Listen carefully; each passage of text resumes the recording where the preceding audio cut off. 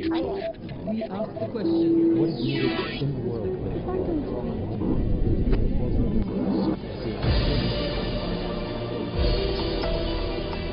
In the east of the Democratic Republic of Congo, an insurgency by the rebel M23 group of army mutineers threatens to plunge that part of the country into open conflict. The rebel leaders all used to fight with another armed group that had been folded into the army 3 years ago, and they say they mutinied to force the government to honour its agreement. But now a panel of UN investigators has accused Rwanda of backing M23, apparently to try and create a friendly semi-autonomous state just over the border. Rwanda's President Paul Kagame recently appeared at a parade to celebrate the country's 50th anniversary of independence. Although his country has repeatedly sent troops into the Congo in the past, he denies supporting anyone over the border now. We should not be accused of a mess in the DRC, period. If the DRC is messed up on the hands of its own leaders and lack of institutions, it should not be transferred to Rwanda. This is what I'm talking about. But the United Nations, which is helping fight off the M23 rebels, say they are too well equipped and too well trained to be just another bunch of Congolese soldiers. If the crisis continues, the UN warns that it could spread into a regional conflict. Today on Talk to Al Jazeera, President Paul Kagame defends his record and explains why his country is only interested in peace in the Democratic Republic of Congo. President Paul Kagame, thank you very much for joining us on Talk to Al Jazeera. Thank you. Let's speak about the Independence Day ceremony, in which you gave a speech in which you said that for the last century Africa lost immense opportunities largely due to unbalanced relationships within the global community that were often predatory and even abusive in nature. And then you went on to say that new ways of perpetuating the old order have emerged in a subtle manner, often disguised as the defence of human rights, free speech and international justice. What exactly did you mean by that?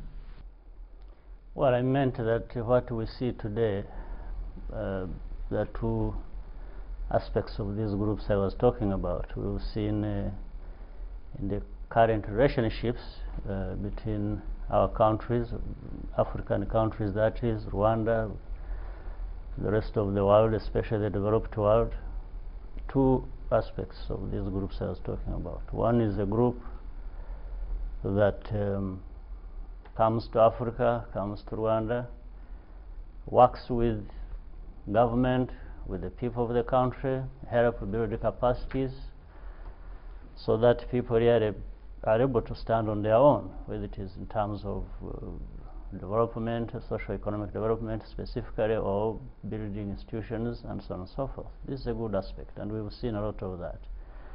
Some even encourage investments and invest with the citizens, invest with the government, and the aim is to have the capacities built. The other aspect is of groups that come to Rwanda, to Africa. They have a set of rules they have written, they believe in, and they must make everybody swallow that without even questioning. It's about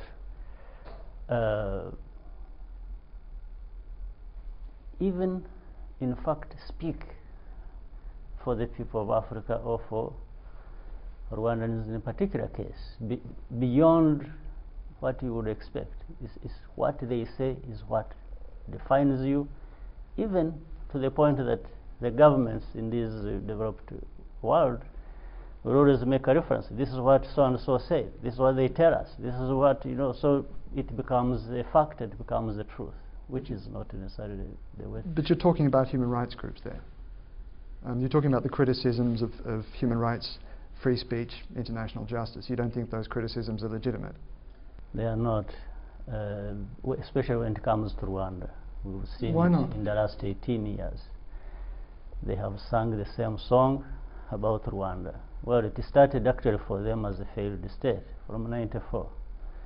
It has continued to be the same, and it's always a storyline that is being put, the accusations, everything. It's just about that. But the idea of a human rights group is to act as a watchdog, particularly in a place where a country's own citizens don't feel capable, don't feel safe speaking out. And there are all sorts of examples in Rwanda of people who've been stifled, at least according to them. Yes, according to them. Again, it is a question of whether you want to believe their story or believe them, and don't want to believe Rwandans, the majority of them, and their leaders.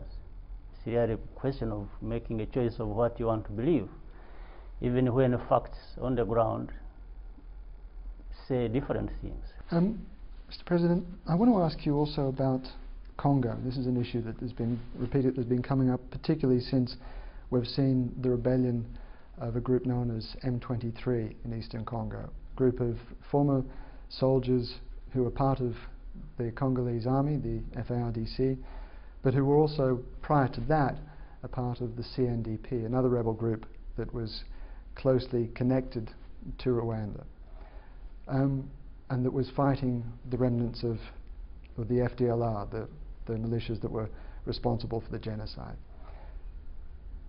There's been a group of experts report which has just been released that's accused Rwanda of being actively involved in that rebellion. You have said repeatedly that Rwanda isn't involved. Why? Well, first of all, let me make a correction right from the start. CNDP, or what we had after that, were not fighting FDLR for us. No. In fact, what we had in place was that Rwanda has been working with the DRC to actually fight FDLR. That's what we saw in the recent years. If you go around 2008, 2009, this has progressed very well. And in fact, we were comfortable with that arrangement, and we are moving on quite well. Even though some of these people that talk so much about human rights and other things were actually uncomfortable. They always did not like the fact that Rwanda and the DRC were working together. That's a big problem. But can I just put Let it me up answer the questions you raised. So, we are not involved in the situation in Congo. And I think, in fact, the most important thing is there is a need for people to start looking at the situation differently, because we have had this situation now for nearly 18 years. The rest of the world wants to be seen to be helping on resolving the problems in the Congo or based in the Congo that affect us. But they always have come out with the same approach, the same results, and they are not ready to change the same approach that they have applied for so long that has had no good results, and expect a different outcome. So this is where we have a problem. And the moment they start looking at these problems as basically Congolese problems and stop attributing problems in the Congo to people from outside, or to Rwanda in particular, maybe we may have a better outcome. But President Kagame, I just want to challenge you on this, because it's a bit difficult to believe. Go ahead. It's a bit difficult to believe that Rwanda isn't involved, because there are many thousands of Rwandan refugees still in Congo. That the CNDP, or that you had your own troops inside Rwanda for some years after the genocide. The CNDP includes many officers that served in the RPF, your own forces under you, who are now involved in this rebellion. There are many Rwandophone people living there, culturally, ethnically, linguistically, socially, geographically. That region is closer to Kigali than it is to Kinshasa. Well, I can see then where you are starting from, and where those who make those reports are starting from. They are exactly starting from what you said and make a conclusion as if that is the fact of Rwanda's involvement. But let me again correct you. It's not those fighters of CNDP only that had association with Rwanda or Rwandan military.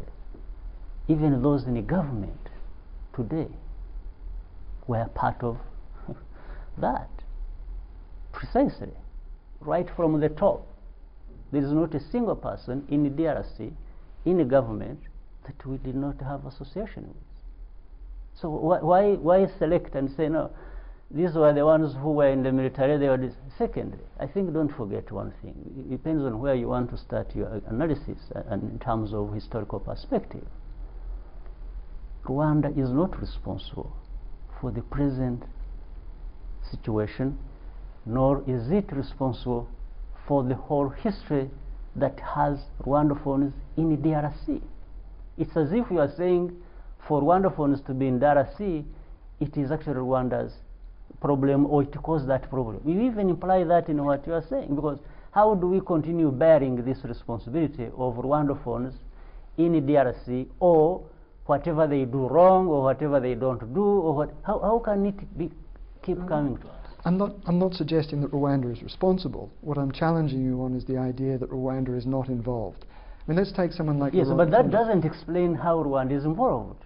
That's why I'm bringing out the historical perspective of these issues you've raised. But in a way, Rwanda cannot not be involved. I mean, let's take the case of someone like Laurent Nkunda. So you are really making extrapolation, then I can see. It's different from having facts or evidence. It's just about saying, you know, you can't have Rwandophones there, and you are not there because you are concerned. No. This is what you are saying. You mentioned the specific details, or the lack of what you said was specific details of Rwanda's involvement in Congo.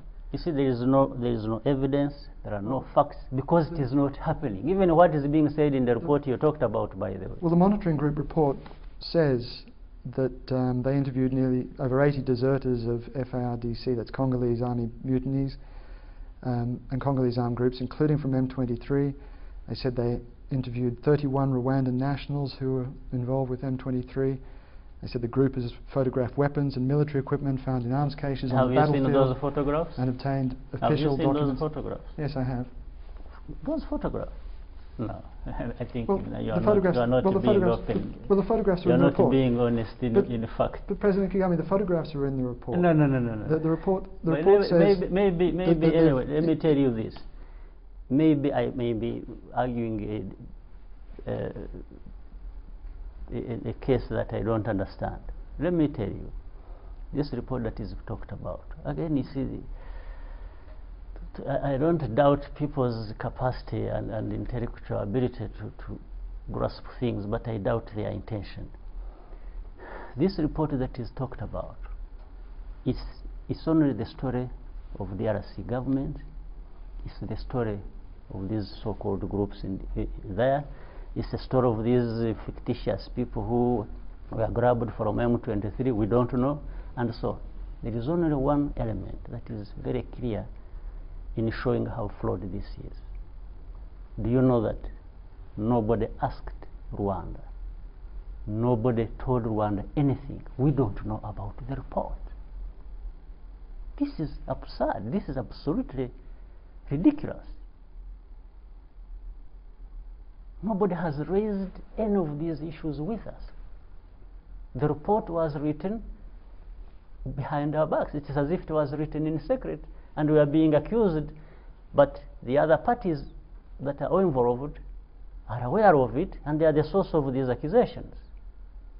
But the report contains very specific details. Do you get this point? I understand that. I understand. Yes. Why would it come to this? Well, why would it come to this point? I don't know. I mean, you should know, because you are interested in these questions being asked and answers being found. But the report contains what it says. To me, it is a fictitious report. When you keep talking about the report, I don't understand the report. The report has nothing. It must be having no evidence, because nothing is happening. Let me tell you. Even at the level, just let me use a bit of common sense here. Let's look at this. Looking at the level where this whole fighting is, looking at the whole, first of all, weapons. Do these people even need weapons? They've been deserting with weapons. What weapons do they need? Do we have weapons to throw around just anyhow? Give people weapons that they don't even need or they haven't asked for? they've been getting weapons from government because they are coming from government forces and moving with weapons. I don't have to give anybody weapons. It doesn't make sense. Secondly, this so-called rebellion in fact stands for nothing for us. If somebody just tried to think reasonably, what would Rwanda be looking for in this mess? Previously, we are working with the government. We are doing what we needed to do with the authorization, working together. What else would we be looking for? But if you have a situation where Eastern Congo is out of control, and clearly Kinshasa has very, very little control over what's happening in that region, even over their own military officers. Yes, I thought that's what MONUSCO went there to do. I thought that's what the UN force was there to do, to fill that gap, to help the government. So how do you ignore government, MONUSCO, all of these organizations they are trying to help, and just people turn and blame the government of Rwanda for anything? Well, but this is the report ridiculous. The report implies that there is an attempt to create a semi-autonomous, if not an independent, region in the east of... No, but honestly, this is just, people keep... and then what? Because... Well, they're quoting officers who are quoting... They are, you see, this is what we shouldn't maybe waste so much time on. They are, I don't know who these are. But, look, the same old story for the last 20 years. We're just having what you've said is that Rwanda has no interest in instability in Eastern Congo. Not at all. And that's Absolutely. very clear. Yes. And you also said that if trying the same thing over again has failed to produce different results, then maybe it is time to try something different. Now, clearly, Kinshasa has very little control and has apparently been losing control over the years. I should not be accused of that. This is what I'm saying. No, I'm not saying that you are. That's what we are accused of. No. We Just should let me finish my be question. accused of a mess in DRC. Period. If DRC is messed up on the hands of its own leaders and lack of institutions, it should not be transferred to Rwanda. This is what I'm talking about. By anybody. So what is the solution then? How does this those who are there trying to solve the problem should tell us what they are doing in the first place. You have all these so-called groups you are talking about. But surely you have some that ideas are yourself. there. First of all, I'm just using this as a starting point. You have the whole world in Congo purportedly doing whatever they are doing and finding solutions. They should be the ones to be asked, not me. For me, the way I thought we would resolve these problems was what we were doing. We were working with the DRC. And for us, it also was associated with our interest of dealing with our security problem that originates from Congo. So we asked the DRC government to allow us to work with them to uproot that problem. And by extension, they would also, I think, get relief from this extra problem they have over and above what they already have of their own. This is the way we approached it. And before it is 2-3 years old, the whole thing is dead with a different... Now, I think somebody manufactured some stories. They say, oh, Rwanda, is trying to do this, and the whole thing flares up. But there is nothing we can point to and trace for a fact that has originated from Rwanda for this problem. Absolutely nothing. The same people there in DRC who have failed to deal with the issues they claim they went there to deal with are the ones making these accusations. Are they running away from their own failures? Rwanda has its own problems to deal with. We don't want to bear Congo's problems. We can only work with Congo to address issues that affect both of us. But we cannot address problems of Congo. But the problems of Congo are clearly going to influence Rwanda. We're going to likely become a problem. That's why we have been open to working with them. I have said that. That's why we have been working with them. That's why actually we preferred direct engagement with them, which we have been doing. Now somebody is turning it upside down So- in some way we don't understand. So what is the solution then? Is it for the Congolese army to reintegrate M23 back into their I'm army? sure it is part of the problem, but that's only a small part of the problem. And what the is the- problem what's is the- the wider governance issue of such a country that has such a complexities. It's not by you see, this is the whole problem. If you look at what happened, say, in the case of Rurankunda you were talking about a while ago, some people had believed that if he was out of the situation, the problems would be over. And by the way, even at that time, in our discussions, we were warning them that probably they are having it wrong. You don't deal with just one person in a situation like that and think you have resolved the problem. You need to look beyond dealing with one person or another the next day. It's a systemic problem. It's not a one person's problem. But we are there massaging this problem, applying these, things that don't really make sense, and thinking we can close our eyes and the next day we find a solution. And this is where we are finding a problem as Rwanda, that we are there to always be used as a pretext for every development of this nature that takes place there. Well, how worried are you that this conflict might escalate and draw Rwanda in then? I don't see how it draws Rwanda in Well, there there's a beyond the conflict- accusation. No, we There's will. a conflict right on your borders. And It is, and yes. We will come to a point where we just guard our border and deal with our problems, and if anything crosses the border, we deal with it. And if Rwandophone communities, refugee communities in Rwanda... Well, but Rwandophone communities, again, you see, this is the whole distortion of it. You are saying it as if Rwandophone communities are Rwanda's problems. Rwandophone communities are Congolese. This is the point of departure that messes up the whole understanding. But Rwanda had troops No, in are Congo to deal with... are both- Rwandophone communities Congolese or not? They're This is my Congolese, question. but there are also many Rwandans. They should be treated as such, first of all. But the FDLR... But we have many Rwandophones living in other countries, and we haven't had problems with that.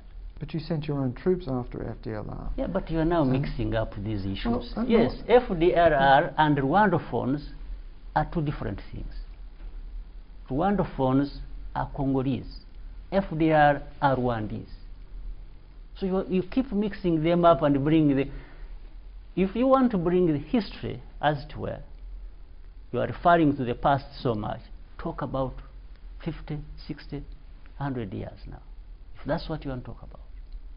Don't conveniently keep going to some history and then that brings in Rwanda. No, Rwanda, if you will, went in long ago. How these people became Congolese. If you want to talk about that, let's talk about that. All I'm suggesting is that to say that Rwanda has no